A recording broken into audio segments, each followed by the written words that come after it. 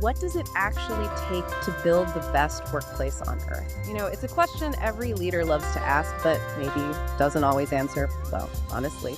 Today, in the deep dive, we're not just exploring that question, we're basically giving you the blueprint. And this isn't just some theory we cooked up. It comes from 3 years of real investigation, surveying, and speaking with hundreds of executives all over the world.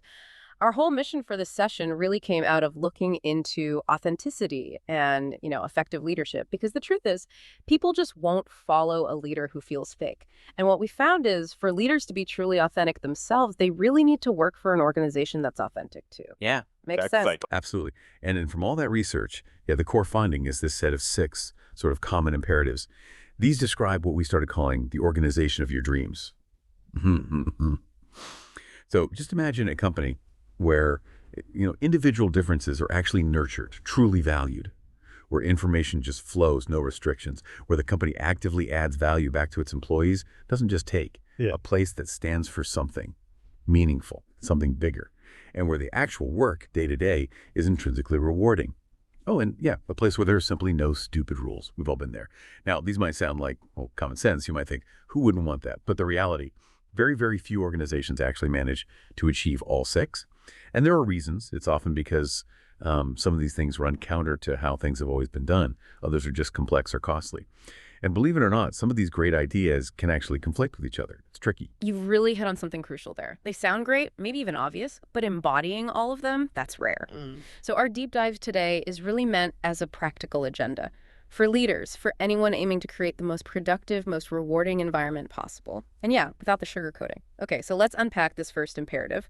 Truly allowing people to be themselves. And this goes way beyond the usual diversity categories, gender, race, things we often talk about. The executives we spoke with, they were chasing something much more subtle. Differences in how people think, their perspectives, even their core assumptions. Yeah, and it's fascinating how that plays out. Like, take this vice chancellor at a top university, a really tough-minded physicist type. He expected research hotspots, late at night in the science labs. Makes sense, but surprise. He found them buzzing in places like ancient history, the drama department, even Spanish. It completely challenged his own assumptions. So the ideal organization, it kind of knows its dominant culture, maybe work habits, dress code, whatever, but it actively tries to move beyond it. So it's not just, say, a stuffy finance company getting okay with IT guys in shorts. It's also the flip side. Maybe a really hipster creative agency making space for someone who feels comfortable in a suit. LVMH, the luxury goods giant, they're another great example. They succeed partly because they have this culture where these brilliant creative types, Marc Jacobs, for instance, can thrive right alongside super analytical, business-focused executives. Now, that does mean careful selection, mind you. They look for creators who actually want their designs to sell and who appreciate the people who can spot that commercial potential. That idea of embracing the interesting parts that don't quite fit, I like that. But how does a company known for precision, like in engineering, manage that? Let's talk about Arup. Maybe the world's most creative engineering and design firm. They did the Sydney Opera House, the Pompidou Center, Beijing Water Cube, iconic stuff. They take this incredibly holistic view. Like, designing a bridge isn't just about the bridge, it's about the whole region, the whole system. And to do that, Arup's people work with this huge range of professionals, mathematicians, economists, artists, even politicians. Their chairman, Philip Dilley, apparently actively stops it from becoming totally orderly. He gets that the value is in those slightly messy, interesting parts that don't quite fit. That's where the unexpected breakthroughs come from. And that approach, it totally shakes up traditional HR. They don't really use quantitative performance metrics. They don't even spell out a clear corporate ladder for progression. Instead, as one of their senior HR people told us, self-determination means setting your own path and being accountable for your success. Simple as that, almost. This encourages what the sociologist Emil Durkheim called organic solidarity. It thrives on difference, on harnessing those unique perspectives productively. That's very different from mechanical solidarity, which is just about everyone conforming, being the same. Okay, but what about a more, let's say, conventional setting? Take Waitrose, that really successful UK supermarket chain. They're a cooperative, right? Every employee is a co-earner. And they go to pretty amazing lengths to support people's personal interests, want piano lessons. Waitrose pays half. They've got this huge club culture, cooking, crafts, swimming. I think we even heard about someone whose dad learned to sail because he worked there. A senior exec there said, friends and family would recognize me at work. It's about being your whole self. Exactly. And Ted Mathis, the CEO of New York Life, he summed it up perfectly. I needed to be myself to do a good job. Everybody does. But let's be honest, this is hard. It means really digging into our biases, maybe accepting career paths that aren't straight lines. And yeah, sometimes you have to sacrifice a bit of that neat organizational orderliness to let individuals truly shine. Right. So allowing people to be themselves is number one. What's next? The flow of information seems critical. Our research really pointed to this imperative around radical honesty, the idea that the dream organization doesn't deceive, it doesn't stonewall, it doesn't spin the truth. I mean, especially now with social media and everything, it's probably better to just tell the truth before someone else does, right? But it's more than just transparency. It's respecting that employees need to know what's really going on to do their jobs well, especially when things are changing fast. You'd think that'd be obvious, wouldn't you? Mm-hmm. But man, the barriers to radical honesty are everywhere. You get managers who dole out information strictly on a need-to-know basis. They think it's efficient. Then there's the sort of paternalistic approach, oh, let's not worry the staff with bad news until we have a solution. And sometimes it's just misplaced loyalty, feeling like you have to put a positive spin on things, even when they're not great. There's a really powerful example, Novo Nordisk back in the 1990s. They had these FDA regulation violations that almost got their insulin banned from the U.S. market, a huge deal for them. But nobody told the CEO at the time, Mats Helvesen. Why? Because the company just had this culture where bad news, well, it just didn't travel upwards. It got suppressed. Wow. So how do they actually fix that? Because that sounds like a deep cultural problem. They did. It was a major undertaking. Novo Nordisk took really formal steps. They redesigned their entire quality management system, processes, procedures, training, everything. Eventually, this spread to how they developed new products, how they handled sales. And bigger picture, they created this whole vision and set of values called the Novo Nordisk Way, with a massive focus on transparency. To really tackle the root cause of that crisis, Helvesen deliberately set out to build a new culture of honesty. They call it organizational facilitation. Now, they have this core team of internal auditors who travel the world, visiting different sites. They pull employees aside randomly, interview them just to check. Is the Novo Nordisk Way, this commitment to transparency, actually being lived, or is it just on paper? And you can actually see this in practice. Oh, absolutely. There's this recent example. The company banned soda from its buildings. Maybe controversial, right? Their internal company news site just lit up. Hundreds of comments, passionate ones, and, importantly, signed comments. People weren't anonymous. Some were really critical, others defended the policy. But the point is, people felt safe enough. The culture was honest enough for them to speak their minds openly. That shows how deep it runs now. So the takeaway for leaders listening, radical honesty isn't just a nice to have. It's almost a strategic necessity. In this age of low trust and constant noise online, silence just gets interpreted as hiding something. The real insight maybe is building systems that force that transparency even when it feels uncomfortable. Because the cost of hiding stuff almost always ends up being higher than the discomfort of telling the truth. Executives should probably lean towards transparency way more than their gut tells them to, especially today. Okay, so we've got authenticity, we've got honest communication. What else goes into building this dream workplace? Our findings pointed to something really interesting, this commitment to actively making people better, not just getting work out of them. The ideal company makes its best people even better, and it helps its maybe less effective folks become better than even they thought they could be. It's about instilling value, not just extracting it. Yeah, the challenge there, historically anyway, is that managers often get rewarded for keeping labor costs down, right? Not for the much longer-term, harder-to-measure goal of making workers more effective. That's often why this great idea stays just an aspiration. But, elite places think top universities, hospitals, maybe Goldman Sachs, McKinsey, Google, Apple, they've been doing this for ages. Right. Adding value to already valuable people. They do it in all sorts of ways. Building networks, fostering that creative spark with peers, giving people stretch assignments that push them, offering training, building a brand that makes employees feel elite just by working there. None of this is exactly rocket science, but it takes real ongoing commitment. What really struck me, though, is seeing this from a company like McDonald's, which you might usually associate more with, cost efficiency. In the UK, McDonald's invests something like 36 million pounds. That's about $55 million US every single year. And that money goes into helping its 87,000 plus employees get actual, nationally recognized academic qualifications while they work. They're one of the biggest apprenticeship providers in the whole country. They've awarded tens of thousands of qualifications since 2006, and it pays off for them. They see lower turnover among their managers and crew. They consistently get recognized as a great place to work. It's a real investment. That's a fantastic example. And another really inspiring one is from the London Olympics, the Games Makers Volunteer Training Program. LOCOG, the organizing committee, managed the UK's biggest peacetime workforce ever. Think about that. Over 100,000 subcontractors, 70,000 volunteers, 8,000 paid staff. Huge operation.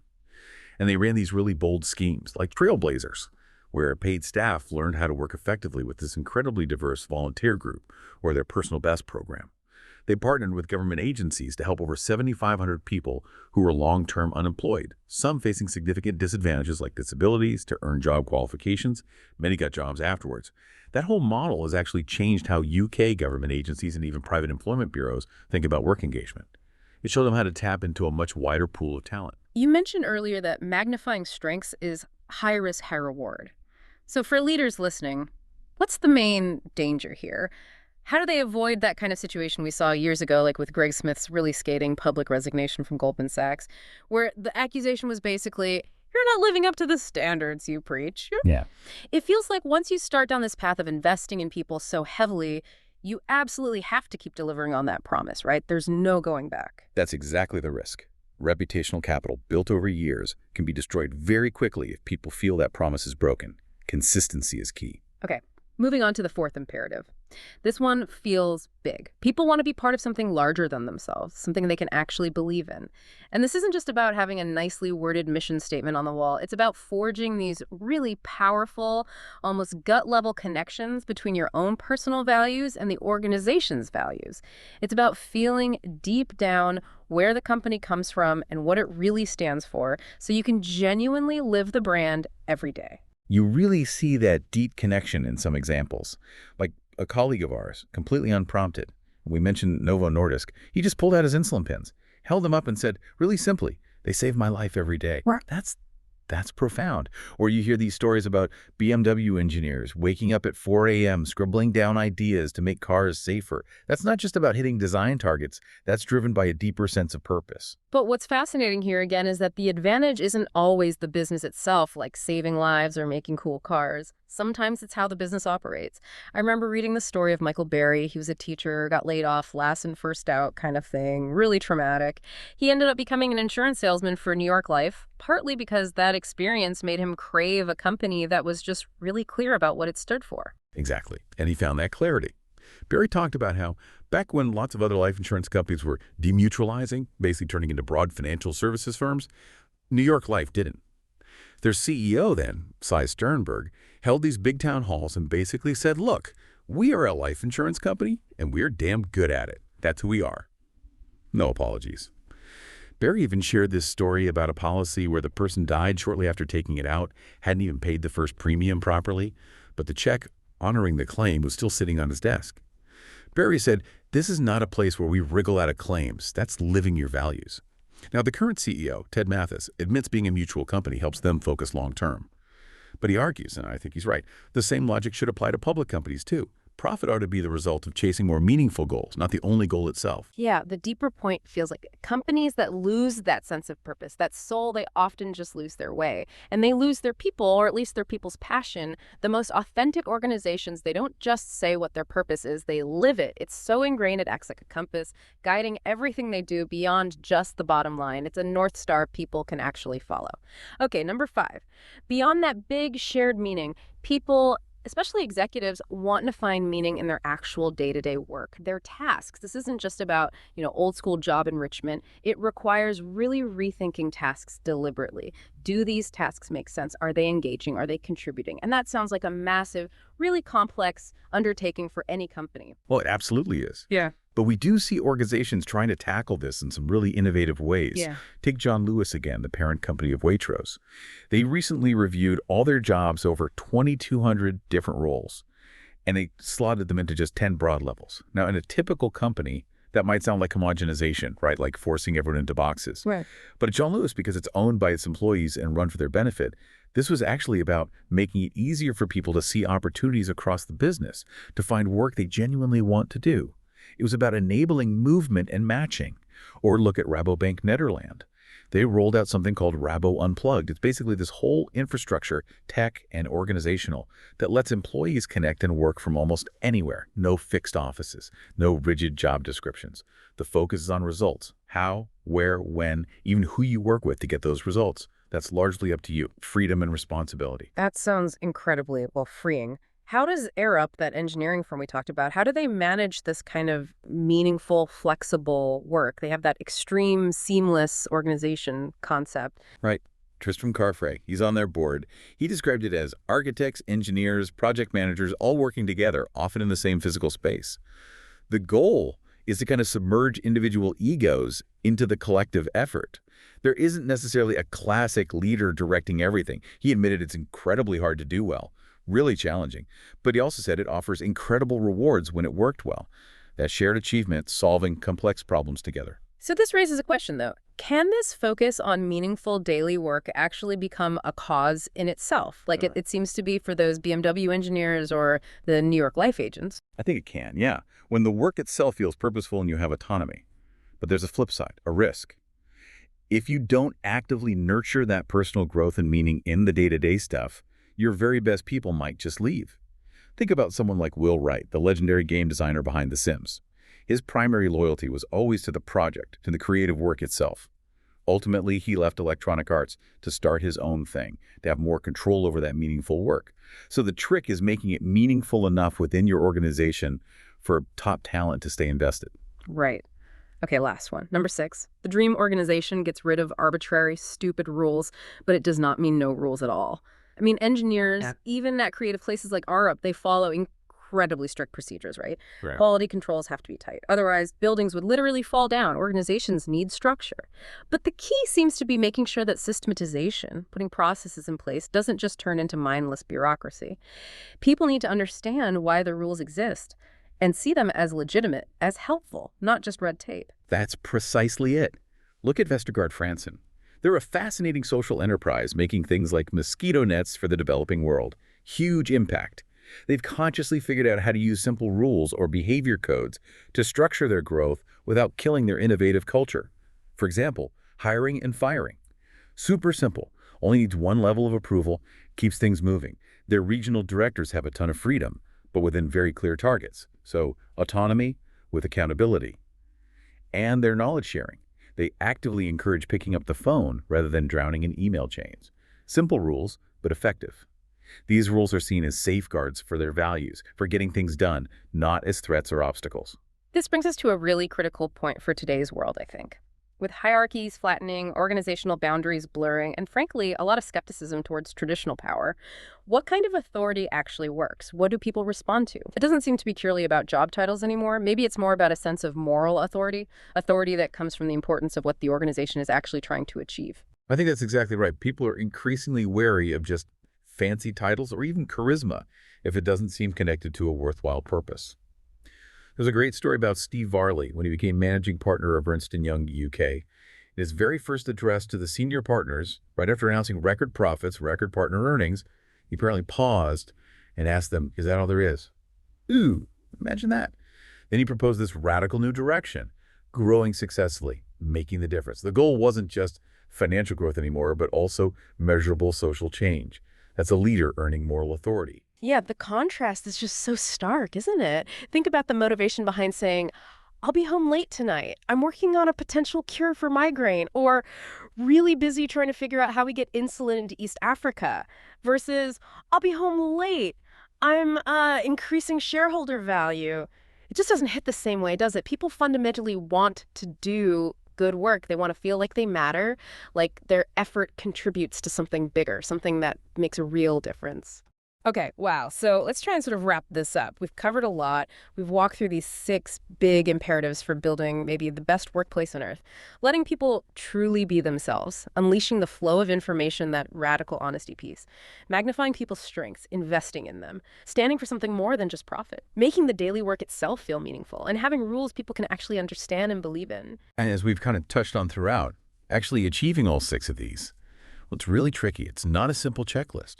It demands that leaders constantly balance competing priorities. They have to embrace the really hard work of fostering genuine diversity of thought, not just surface diversity.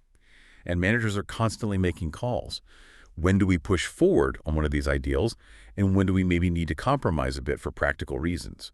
It's also probably worth noting, isn't it, that a lot of the standout companies we talked about today, Arup, John Lewis, Novo Nordisk, New York Life, Vestergaard, France, and many have somewhat unusual ownership structures.